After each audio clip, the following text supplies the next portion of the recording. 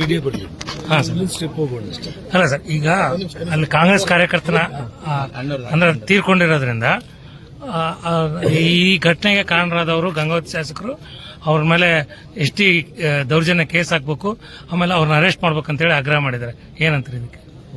ನೋಡಿ, ನಮ್ಮ ಮನೆ ಹತ್ರ ಬಂದು ನಮ್ಮ ಮೇಲೆ ಮನೆ ಮೇಲೇನೆ ಗಲಾಟೆ ಮಾಡಿ ನಮ್ಮನ್ನೇ ಇದು ಮಾಡಿಬಿಟ್ಟು ಇಲ್ಲೇ ಅವರೇ ಫೈರ್ ಮಾಡಿರುವಂಥದ್ದು ಇಡೀ ಎಲ್ಲ ಮೀಡಿಯಾನೇ ಸಾಕ್ಷಿ. ನೀವು ಬರೀ ಯಾರೂ ಬೇಕಾಗಿಲ್ಲ ಇದಕ್ಕೆಲ್ಲದೂ ಕೂಡ ನಾನು ಕೇರ್ ಮಾಡೋನಲ್ಲ. ನಾನು ಇವತ್ತು ಪೊಲೀಸರು ಮನಸ್ಸಾಕ್ಷಿ ಅನ್ನೋದಿದ್ರೆ ಕಾನೂನು ಕಾಪಾಡುವಂಥ ದೃಷ್ಟಿಯಲ್ಲಿ ನಾರಾ ಭರತ್ ರೆಡ್ಡಿಯನ್ನು, ಅವ್ರ ತಂದೆ ನಾರಾ ಸೂರ್ಯನಾರಾಯಣ ರೆಡ್ಡಿ ಅವ್ರನ್ನ ತಕ್ಷಣ ಬಂಧನ ಮಾಡಿ, ಇವತ್ತು ಕಾಂಗ್ರೆಸ್ ಸರ್ಕಾರ ಪ್ರಾಮಾಣಿಕವಾಗಿ ಪಕ್ಷಾತೀತವಾಗಿ ಈ ರೀತಿ ಏನು ನಮ್ಮ ರಾಮ್ಲೂರ್ ಹೇಳಿದಾಗೆ ಸಿನಿಮಾ ಸ್ಟೈಲ್ ರಾಜಕಾರಣಿಗಳಿಗೆ ಮತ್ತು ಏನು ಜನಪ್ರೀತಿ ಕಳ್ಕೊಂಡ್ಬಿಟ್ಟು ಇಂಥ ಒಂದು ದಬ್ಬಾಳಿಕೆಗಳ ಮೂಲಕ ನಮ್ಮ ಇಡೀ ಹಿಂಬಾಲಿಕರನ್ನ, ಜನಾರ್ದನ್ ರೆಡ್ಡಿ ಅವ್ರ ಮನೆಗೆ ಹೋಗ್ಬಿಟ್ಟು ಅವ್ರ ಮನೆಗೆ ರೋಡ್ಗೆ ಚೇರ್ಗಳು ಹಾಕೊಂಡು ಕುತ್ಕೊಂಡ್ಬಿಟ್ಟು ಬ್ಯಾನರ್ ಕಟ್ಟಿ ಅಲ್ಲೇ ಅವ್ರ ಮನೆ ಮೇಲೆ ದಬ್ಬಾಳಿಕೆ ಮಾಡಿ ಬರ್ತೀವಿ ಅಂತಂದ್ರೆ ಇಡೀ ನಗರದ ಜನರನ್ನ, ವ್ಯಾಪಾರಸ್ಥರನ್ನ ಹೆದರಿಸಿ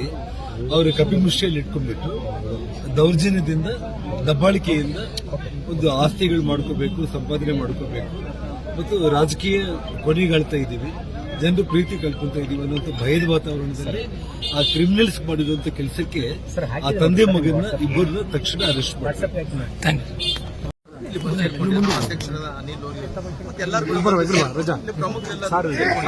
ಸೇರ್ಕೊಂಡಂತ ಟೈಮಲ್ಲಿ ಈ ಬಂದಂತ ಸುದ್ದಿ ಏನೋ ಅನಾಹುತ ಆಗಿದೆ ಅನ್ನೋದು ನಾನು ಸಾಹೇಬ್ರು ಎಲ್ಲರೂ ಕೂಡ ಹೇಳಿದೆ. ನೋಡ್ರಿ, ಯಾವ್ದು ಕೂಡ ಮುಚ್ಚಿಡಕ್ಕಾಗಲ್ಲ. ಕಾನೂನಲ್ಲಿ ಎಲ್ಲದೂ ಕೂಡ ನಾವು ಏನೇ ತಪ್ಪು ಮಾಡಿದ್ರು ಕೂಡ ಕಾನೂನಲ್ಲಿ ಅದಕ್ಕಾದಂತ ಶಿಕ್ಷೆ ಕೊಡಬೇಕಾಗುತ್ತೆ.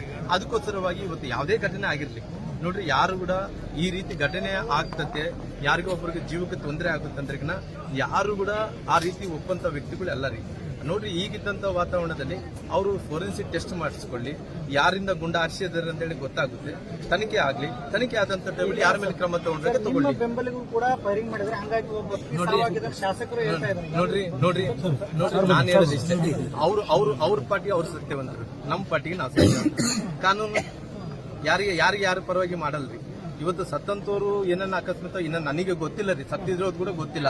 ಅಕಸ್ಮಿತವಾಗಿ ಸತ್ತಾರಂತೇಳಿ ಅಫಿಷಿಯಲ್ ವರದಿ ಕೂಡ ಇಲ್ಲಿ ತನಕ ಆಗಿಲ್ಲ.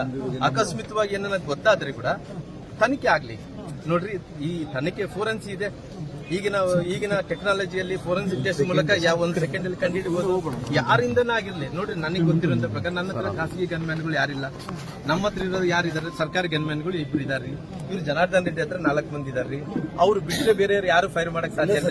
ಬೇಕಾದ್ರೆ ಎಲ್ಲ ಸರ್ಕಾರಿ ಗುಂಡುಗಳು ಎಷ್ಟಿದಾವ, ಎಷ್ಟು ಕೊಟ್ಟಿದ್ರು ಬುಲೆಟ್ ನಂಬರು, ಆ ರಿವಾಲ್ವರ್ ಇಂದ ಯಾರ ಇದೆ ಎಲ್ಲ ಕೂಡ ಸುದ್ದಿ ಆಗ್ತತ್ರಿ. ಯಾವ್ದು ಕೂಡ ಮುಚ್ಚಿಡಕ್ ಆಗಲ್ಲ. ಈಗ ಯಾವ್ದು ಮುಚ್ಚಿಡಕ್ಕಾದ್ರೆ ನಾವು ಫೂಲ್ ಅಂತಾರ.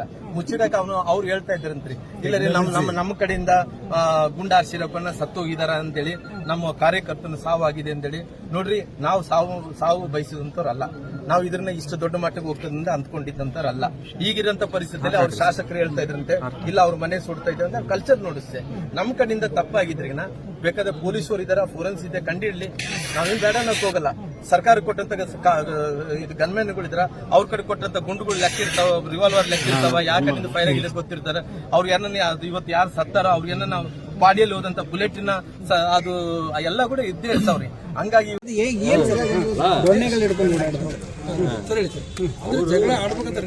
ರೆಡಿಯಾಗಿ ಬಂದಿರೋದು ಪ್ರೀ ಪ್ಲಾನ್ ಅಂತಾರೆ ಸರ್.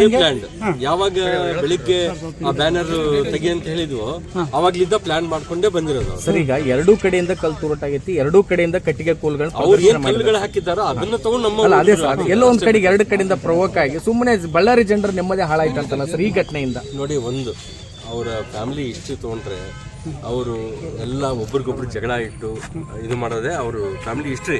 ಅದು ಯಾಕೆ ಸುನ್ನನ್ ರೆಡ್ಡಿ ಒಂದೇ ಸರಿ MLA ಆಗಿದ್ದಾನೆ ಅಂದ್ರೆ ಅದು ನಾವು ಅರ್ಥ ಮಾಡ್ಕೋಬೇಕು ಅಷ್ಟೇ. ಇವರು ಪ್ರವೋಕ್ ಮಾಡೋದು. ಈಗ ನಾವು ಒಂದು ಮಾತು ಹೇಳ್ತೀನಿ, ಶ್ರೀರಾಮುಲು ಅವರು SP ಸರ್ಕಲ್ನ ವಾಲ್ಮೀಕಿ ಸರ್ಕಲ್ ಅಂತ ಇಟ್ಟರು ಒಂದು. ಆಮೇಲೆ ವಾಲ್ಮೀಕಿ ಸ್ಟ್ಯಾಚ್ಯೂನ ಯಾರಿಗೂ ಡಿಸ್ಟರ್ಬ್ ಆಗ್ಲಾರ್ದಂಗೆ ಬಿಲ್ಡಿಂಗ್ ಪಕ್ಕದಲ್ಲೇ ಇಟ್ಕೊಂಡು ಯಾವಾಗಲೂ ನಾವು ಪೂಜೆ ಮಾಡ್ಕೊತ ಬರ್ತಾ ಇದ್ದೀವಿ. ವಾಲ್ಮೀಕಿ ಭವನ್ ಅಂತ ಹೇಳಿ 8 ಕೋಟಿ ಖರ್ಚಲ್ಲಿ ಅದು ಕಟ್ಟಿದ್ದಾರೆ. ಹೌದಾ, ನಾನು ಮೇಯರ್ ಇದ್ದಾಗ 4 ಕೋಟಿ, ನಾನು ಕಾರ್ಪೊರೇಷನಿಂದ, ಅವರು ಗೌರ್ಮೆಂಟಿಂದ 4 ಕೋಟಿ, ಈಗ ಮತ್ತೆ ಒಂದು 2 ಕೋಟಿ ಖರ್ಚು ಮಾಡಿ AC ಮಾಡಿ ಅದನ್ನು ಅಲ್ಲಿ ಒಂದು 20 ಅಡಿ ವಾಲ್ಮೀಕಿ ಸ್ಟ್ಯಾಚು ನಾವು ಇಟ್ಟಿದ್ದೀವಿ. ನೀನು ಬೇಕಂತೇಳಿ ಇವನ್ನ ಇದು ಮಾಡಬೇಕು ಅಂತೇಳಿ ನೀನು ಇನ್ನೊಂದು ವಾಲ್ಮೀಕಿ ಸ್ಟ್ಯಾಚು ತಂದು ಇಟ್ಟಿದ್ಯಾ, ಇಡು, ಒಳ್ಳೇದು, ತೊಂದರೆ ಇಲ್ಲ, ನೀನು ಏನನ್ನ ಇಟ್ಕೋ. ಬಟ್ ನೀನು ಬ್ಯಾನರ್ಗಳು ನಮ್ಮ ಮನೆ ಕಾಂಪೌಂಡ್ ಒಳಗೆ ಬಂದು ನೀನು ಹಾಕ್ತೀಯ ಅಂತಂದ್ರೆ ಅದು ತಪ್ಪು ಮಾಡ್ತಾ ಇರೋದು. ಹಂಗಾಗಿ ಅದನ್ನ ನಾವು ಏನು ಉದ್ದೇಶ ಇತ್ತು ಸರ್ ಈ ಒಂದು ಘಟನೆ ಆಗಕ್ಕೆ ಸರ್? ಉದ್ದೇಶ ಏನು? ಮೂಲ ಉದ್ದೇಶ? ಮೂಲ ಉದ್ದೇಶ ಇಷ್ಟೇ, ಜಗಳ ತಕ್ಕೋಬೇಕಪ್ಪ ಅಷ್ಟು ಇಂಟೆನ್ಷನಲ್ಲಿ.